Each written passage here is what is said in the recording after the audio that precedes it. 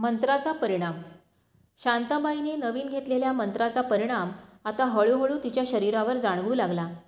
शरीरात सूक्ष्म रूपाने शक्तीचा संचार सुरू झाला.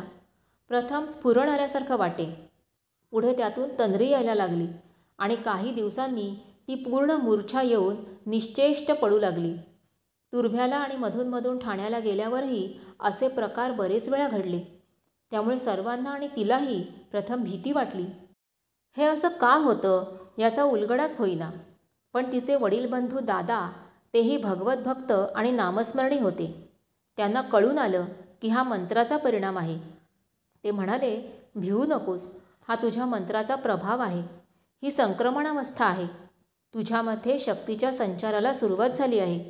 हे असंच काही दिवस चालणार आणि पुढे तुला समाधी सिद्धीचा मार्ग खुला होणार. शांताबाईची ही तंद्री दिवसेंदिवस वाढू लागली. ती तासनतास नामस्मरणाच्या वेळी शांत, निश्चेष्ट, विलीन राहू लागली. चमत्कारांना सुरुवात. या शक्तीचे बाह्य चमत्कारही आता हळूहळू दिसू लागले. ती शेतामधून भात पिकवी, त्यातील गरजेपुरतं थोडंसं ठेवून बाकीचं सर्व ठाण्याला पाठवी. ठेवलेल्या तांदळात ती आपलं व आल्या गेल्यांचंही सर्व काटकसरीने भागवी. पण एकदा घरातले सगळे तांदूळ संपले. तांदळाचं भांडं रिकामं झालं. शांताबाईने पाहिलं, तळाशी थोडेसेच तांदूळ उरले होते. तिने दुसऱ्या दिवशी त्याचा विचार करू म्हणून ती रात्र तशीच काढली. पण सकाळी उठून पाहते तो भांडे तांदळांनी काठोकाठ भरलेले. सर्वांना आश्चर्य वाटलं. पण श्री दादा सामंतांच्या आईंनी ओळखलं, शांतेला ईश्वरी सिद्धी प्राप्त व्हायला सुरुवात झाली आहे. त्याने तिला उपदेश केला, तुला ईश्वरी कृपा प्राप्त होत चालली आहे. पण या गोष्टीचा अधिक बभरा होऊ देऊ नकोस, सिद्धीमध्ये विघ्न येईल. तिने आपल्या देवघरात एक विटामातीचं लहानसं कुंड केलं होतं. पूजेच्या, आरतीच्या आणि नामजपाच्याही वेळी ती धूप जाळी.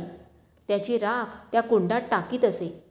अजूनही ते कुंड त्या खोलीत सुरक्षित अवस्थेत आणि भस्माने भरलेलं आहे. लोकांची जसजशी तिच्यावर श्रद्धा बसू लागली तसतसं अडीअडचणींच्या वेळी ते येऊन तिच्याकडून ती उदी मागून नेऊ लागले. त्यांना चांगला अनुभवही येऊ लागला. मुलांच्या आधी ठाण्याला. शांताबाईच्या दोन्ही बंधूंची मुलं ठाण्याला शिकत असत. ती दिवाळीची किंवा मे महिन्याची सुट्टी पडली की कौतुकाने तुर्भ्याला आपल्या आत्तेकडे येत. त्यांचे इथे फार लाड होत. त्यामुळे आत्तेवर त्यांचा फार लोभ जडला होता.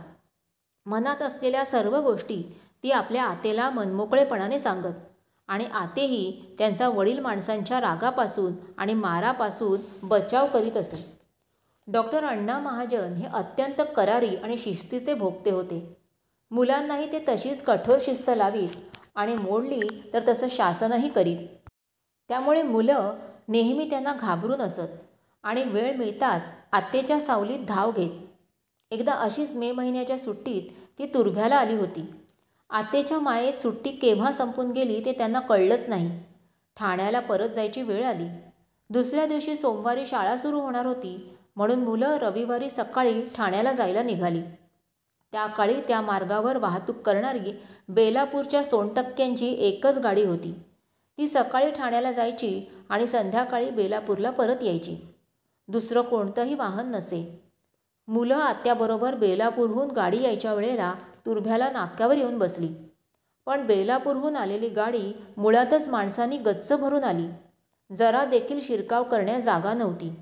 ड्रायव्हर शांताबाईच्या ओळखीचा आणि तिला मानणाराही होता. पण गर्दीमुळे त्याचाही इलाज नव्हता. तो शांताबाईला म्हणाला, बाई काय करू, गाडीत उभं राहायला देखील जागा नाही. शांताबाईने सांगितलं, मी येत नाही, पण या मुलांना कसंही करून ने. उद्या त्यांची शाळा आहे.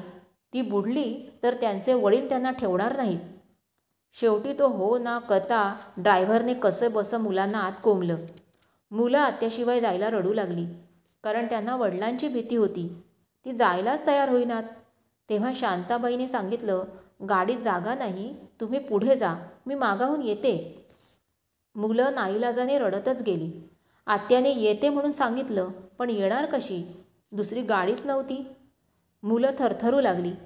घरी आधी 2 दिवस का नाही आलात म्हणून वडील रागावणार, कदाचित मारतीलही, अशी भीती वाटत होती. पण घरी येऊन पाहतात तो आत्या आधीच अर्धा तास अगोदर येऊन देवघरात जप करत बसलेली.